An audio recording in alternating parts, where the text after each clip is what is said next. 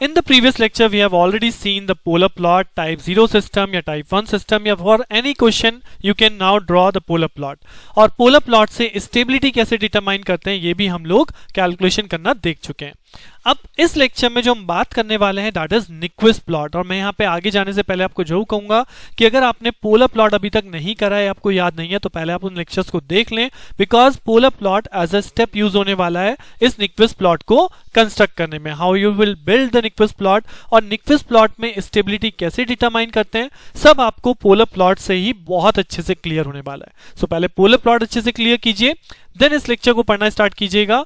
सो चलिए स्टार्ट करते हैं अपना ये lecture. That is on Nyquist plot. So Nyquist plot start करने से पहले एक यहाँ पे टॉपिक मैंने मेंशन किया, that is called inverse polar plot. जी हम पोलर प्लॉट बनाना सीख चुके हैं. अगर आपको आ जाए इनवर्स पोलर प्लॉट कैसे ड्रॉ करना है, तो इनवर्स पोलर प्लॉट बहुत सिंपल है. सपोज मुझे एक क्वेश्चन दिया जाता है, एग्जांपल के तौर पे मैंने यहाँ पे लिखा है GS is equal to 1 plus S T divide by S T. तो अगर मुझे इसका इनवर्स पोलर बोला जाएगा तो मैं सबसे पहले इसी फंक्शन का इनवर्स कर दूंगा, यानी कि I will make the function S T over 1 plus S T. Now the same steps, सबसे पहले आप s को j ओमेगा में कन्वर्ट कर दीजिए, तो ये हो जाएगा आपका j omega t divided by 1 plus j omega t. Then calculate the magnitude, तो मैग्नीट्यूड यहाँ पे कितना हो जाएगा, ऊपर वाले का मैग्नीट्यूड हो जाएगा ओमेगा t, नीचे वाले का मैग्नीट्यूड हो जाएगा 1 plus omega square t square. Then after you have to calculate the phi, तो what is the phi value, ऊपर वाले के लिए एंगल हो जाएगा tan inverse omega t by 0 यानी tan inverse infinity. So that means this will becomes 90 degree. और जब नीचे वाले के लिए एंगल लिखेंगे तो ये होगा tan inverse omega t by 1 जो कि ऊपर आके अल्टीमेटली हो जाएगा minus tan inverse of omega t. Right, so these are the magnitude and phase जो कि हम इस फॉर्मूले के लिए, जो हम इस एक्सप्रेशन के लिए लिख लिए. उसके बाद हम एक सिंपल सी टेबल ड्रॉ करते हैं, omega M and phi value for omega equals to 0 and omega equals to infinity.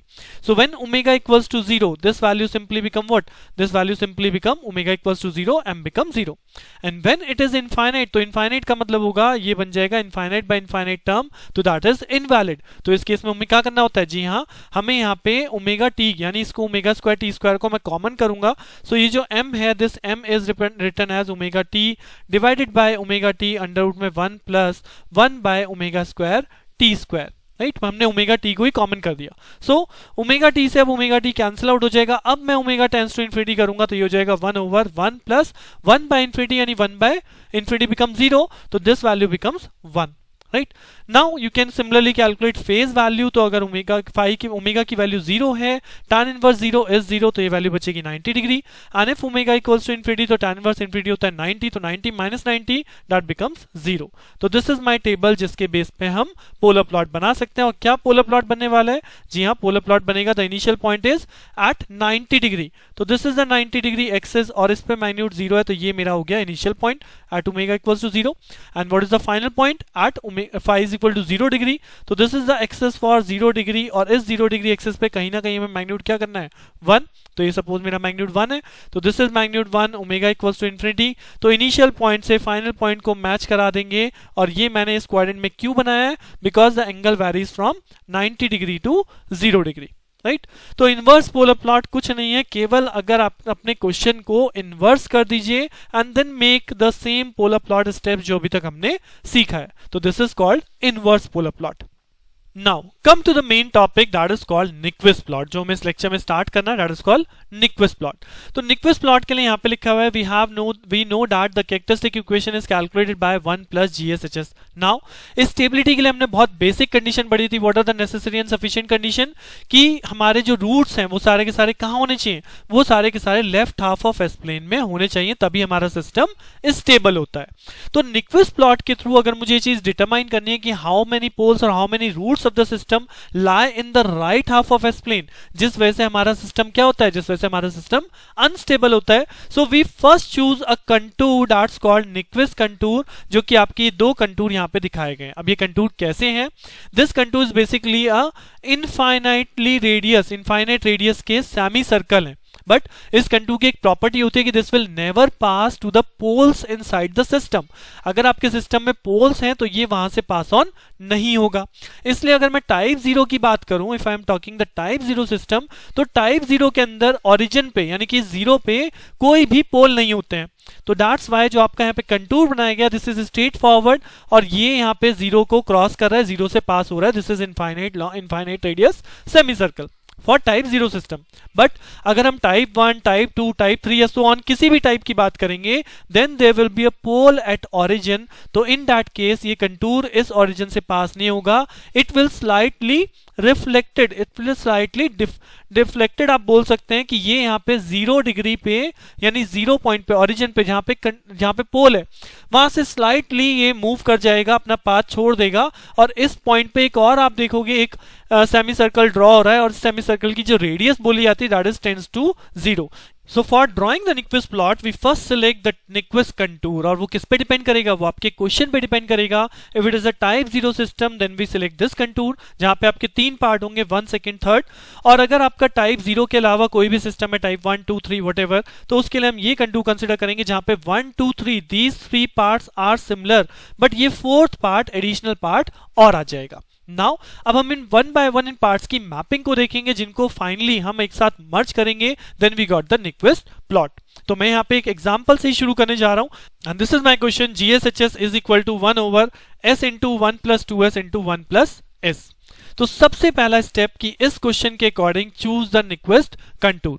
तो what is the Nyquist contour? Because is a type 1 system, तो यहां पे आपका second type of Nyquist contour consider होगा, जी हां, जिसमें 4 पोर्शन है, यानी यहां पे ये कंटूर आपका पोल से पास नहीं होगा। It have this part number 4, right? So we have selected as per the question.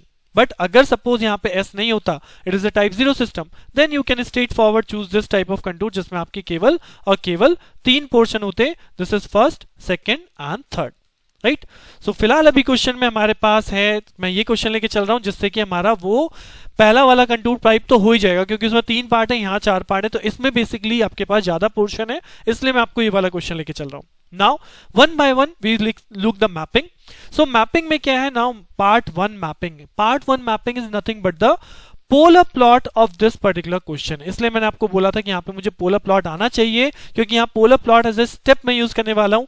इस गिवन फंक्शन का पोलर प्लॉट बनाना है for this part 1 mapping, right? So if you know the polar plot, तो polar plot में सबसे पहली चीज आप इसे j ओमेगा में कन्वर्ट करेंगे, तो this become j omega 1 plus 2 j omega 1 plus j omega 1 upon, right? उसके बाद हम इसका मैग्नीट्यूड ऑफ एंगल कैलकुलेट करते हैं, तो आप इसका मैग्नीट्यूड कैलकुलेट करिए। मैग्नीट्यूड आ जाएगा आपके पास 1 over omega under root of 1 plus 4 omega square under root of 1 plus omega square.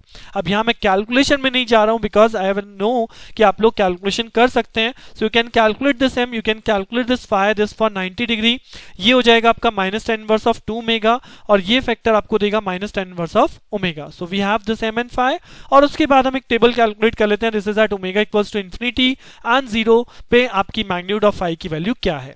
तो यहाँ पे ओमेगा 0 m इंफिनिटी हो जाएगा, ओमेगा इंफिनिटी m 0 हो जाएगा। और सिमिलरली अगर मैं phi को कैलकुलेट करूं तो व्हेन इट इज 0 तो ये बचेगा minus 90, and when it is infinity तो ये हो जाएगा minus 90 minus 90 minus 90, that is minus 270। और इस टेबल के लिए पोलर प्लॉट हम ड्रॉ कर चुके हैं। कैसा पोलर प्लॉट आता है? So this is the polar plot, minus 90 to minus 270 हमारा पोलर प्लॉट वेरी कर रहा है। So what is the step 1? Part 1 mapping. Part 1 mapping is nothing but the draw the polar plot of this given function. So हमने polar plot यहाँ पे draw कर लिया। अब जैसा कि हमने पोलर प्लॉट में पढ़ा है, if this polar plot cross this minus 180 degree axis, then we always calculate this cross over point. क्यों? क्योंकि यहीं से स्टेबिलिटी डिटरमाइन होती है, और यही सेम स्टेबिलिटी कॉन्सेप्ट आपका Nyquist के अंदर भी है कि अगर ये जो पोलर प्लॉट बन रहा है ये -1 के अंदर है तो हमारा स्टेबल होगा, -1 से ऊपर आ गया तो हमारा अनस्टेबल होगा। So I will calculate this cross over magnitude. और वो कैसे कैलकुलेट करते थे? फर्स्टली हम इस फेज एंगल को किसके इक्वल रख देंगे? We will put this angle equals to minus 180 degree. तो ये माइनस 90 इधर जाके हो जाएगा प्लस 90, तो अल्टीमेटली आपका लेफ्ट हाफ पे बचेगा माइनस 90। माइनस माइनस माइनस सब कैंसिल आउट हो जाएगा, तो ये इक्वेशन बच जाएगी tan inverse of 2 omega plus tan inverse of omega is equal to 90 degree. And as per the formula of tan inverse a plus tan b, मैं कैसे लिख सकता हूं? This can be written as 2 omega plus omega divided by 1 minus 2 omega into omega is equal to, this is tan inverse a plus b divided by 1 minus ab. तो this is tan inverse of is equal to 90 degree. And further ये tan inverse उधर जाके हो जाएगा tan 90, और tan 90 क्या होता है? tan 90 हमारा होता है that is इंफिनिटी, और उस इंफिनिटी को मैं क्या लिखूंगा? This will be infinity as 1 by 0, then cross multiplication होगी तो I will got 1 minus 2 omega square is equal to 0. So what is the value of omega? Omega become 1 by root 2. Right, सो यहां से आपकी omega की value आ जाएगी 1 by root 2, that is 0.707. और इस omega की वैल्यू पे बाय पुटिंग दिस मैग्नीट्यूड, ये जो मैग्नीट्यूड हमने यहाँ पे सॉल्व करा था, इस मैग्नीट्यूड में अगर मैं ओमेगा की वैल्यू पुट कर देता हूं तो what I get the value of magnitude at omega equals to 0.707 and this is 2 by 3, that is less than 1. So what is the system stability? जी हाँ, सिस्टम आपका स्टेबल है. राइट, तो सिस्टम स्टेबिलिटी बिल्कुल सेम टू सेम जो हमने पहले सीखी है वही निक्विस्ट के अंदर भी है, इसलिए मैंने इसी क्वेश्चन में आपको स्टेबिलिटी के बारे में बता दिया. Now come back to the question. अभी हमारा निक्विस्ट प्लॉट नहीं बना है. We have only done the part 1 mapping, and part 1 mapping is nothing but the given question polar plot. Right, तो part 1 mapping done. Next come to another part, and this is part 3rd mapping. So already we have seen part 1 mapping is the polar plot. Similarly part 3 mapping क्या है? इसी polar plot से बनती है, बस इसकी हमें यहाँ पे मिरर इमेज बनानी है. मिरर इमेज किस एक्सिस के क्रॉस लेंगे? मिरर इमेज लेंगे आप इस हॉरिजॉन्टल एक्सिस के क्रॉस. राइट, सो अगर मैं हॉरिजॉन्टल एक्सिस के क्रॉस इसको मिरर इमेज करता हूं तो it will look like this, कि आपका ऐसे बनने वाला है.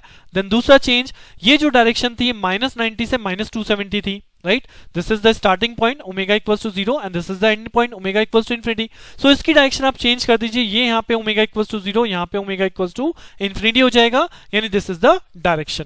Right, so part 3 mapping is nothing but the polar plot जो हमने पास्ट पार्ट 1 मैपिंग में बनाया है उसी की मिरर इमेज बनानी है अक्रॉस दिस हॉरिजॉन्टल एक्सिस. और जब आप मिरर इमेज बना रहे हैं तो अगर अभी हमने ये वाला पॉइंट कैलकुलेट किया था, this magnitude is 2 by 3. Right, तो यहां पे भी इस मैग्नीट्यूड की वैल्यू आपकी 2 by 3 ही रहने वाली है, because it is simply a mirror image. Right, so this is called the part 3 mapping. So part 1 हो गया पोलर प्लॉट, पार्ट 3 हो गया उसी की मिरर इमेज. नेक्स्ट आपका आता है part 2nd mapping. So part 2nd mapping आपकी स्ट्रेट फॉरवर्ड है. ये जो आपका इनफाइनाइटली पार्ट है जिसकी आपकी रेडियस इनफाइनाइट है, इस पार्ट की हमेशा मैपिंग होती है एंटी क्लॉकवाइज सर्कल, और जिसकी रेडियस होती है दैट इज कॉल्ड अ 0. तो 0 radius anti clockwise circle is always the part 2 mapping. और ये पार्ट 1, पार्ट 2 या पार्ट 3, ये जो अब तक हमने बात करी है, ये हमारे दोनों टाइप के कंटूर में है, चाहे टाइप 0 सिस्टम हो, चाहे type 1 2 3 other than type 0 system हो. राइट, तो this part 2 is always comes into this anti clockwise 0 radius circle. This is the mapping of part 2. Now the last mapping is part 4th mapping. अगर ये part 4th है तो आपको इसकी mapping consider करनी पड़ेगी. Now this mapping depends on the type of the system. अगर type 0 है तो ये पार्ट ही नहीं था, तो टाइप 0 में तो इसका मतलब ये पार्ट ही नहीं है, इसकी कोई मैपिंग नहीं आएगी. बट वहीं पे अगर टाइप 1 है, जैसे कि यहाँ पे लिखा है this is the type 1 system, जैसा कि हम ये क्वेश्चन कर रहे हैं, तो टाइप 1 सिस्टम में this small circle 0 radius circle will convert into infinitely long semi circle. Infinite radius semi circle बदल जाएगा. तो सिंपली यहां पे कैसे याद रखते हैं कि इनफाइनाइट सर्कल जो बदल गया वो 0 में बदल गया, और जो 0 रेडियस सर्कल है वो इनफाइनाइट रेडियस सेमी सर्कल में बदल गया. नाउ वहीं पे अगर टाइप 1 के बाद आपका टाइप 2 हो तो उस केस में ये इनफाइनाइट जो इस पार्ट 4 मैपिंग है, this will convert into a full radius circle, मतलब फुल सर्कल में कन्वर्ट हो जाएगा ऑफ इनफाइनाइट रेडियस. राइट, तो टाइप 1 में आपका सेमी सर्कल होता है इनफाइनाइट रेडियस का, टाइप 2 में आपका फुल सर्कल हो जाएगा किसका? इनफाइनाइट रेडियस का. डायरेक्शन इसमें अपोजिट. अगर ये डायरेक्शन हमारी एंटी क्लॉकवाइज है तो दिस डायरेक्शन इज क्लॉकवाइज. ठीक है, सो यानी कि पार्ट 2 और पार्ट 4 कैसे याद रखने हैं? Part 2 mapping infinite circle comes into 0 degree circle with reverse direction. यहां पे क्लॉकवाइज है तो यहां पे एंटी क्लॉकवाइज हो गई. Part 4 0 radius circle will convert into infinite radius semi circle और full circle. Type 1 semi circle, type 2 full circle. यहां पे डायरेक्शन आपकी एंटी क्लॉकवाइज है, यहां पे डायरेक्शन आपकी क्लॉकवाइज हो जाएगी. Right. So now we have all the 4 parts, और इन 4 पार्ट्स को जब मैं एक साथ कंबाइन करूंगा then I got the required Nyquist plot. अब कॉम्बिनेशन कैसे करना है वो देखिएगा। पहले मैं यहाँ पे चारों जो आपके पोर्शन है उन्हें डॉटेड डॉटेड शो कर दे रहा हूं। This is our first Nyquist plot, मतलब फर्स्ट पोलर प्लॉट।